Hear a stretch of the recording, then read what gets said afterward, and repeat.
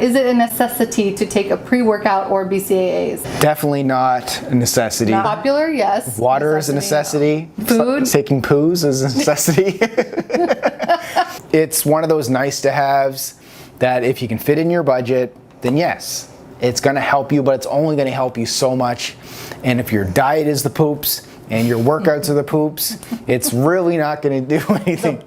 It's really not going to do much for you guys. So major in the majors. That's what I always say. Workouts and food. Get those on point, then bring in some of these other supplements. They'll just kind of push you just a little bit further, but it's not going to be the big aha moment like when you got your workouts on point and your diet. Yeah. I was going to say, when you see a lot of like fitness pros taking these things and talking about them on social media, it's usually because they're sponsored by them. They get them for free. They sell them for a kickback. And yeah, but I mean, let's be 100%. You do that with broccoli. No, but let's be 100% water. transparent. We do the same thing. Yeah, exactly. Like, no, but you were positioning it like that's why they do it. And that's the only reason why they do it. Like, no, we do that too. Right. But I'm being 100% honest with you. Like, pre-workouts and BCAAs, no, they're not a necessity. It's a nice to have. Yeah, I was gonna say that like when you see fitness professionals doing that, not only are they usually promoting it for a reason, also they always have their diet on point and their workouts on point too. True. So the results you see in their body are not necessarily just from the BCAAs and the pre-workouts.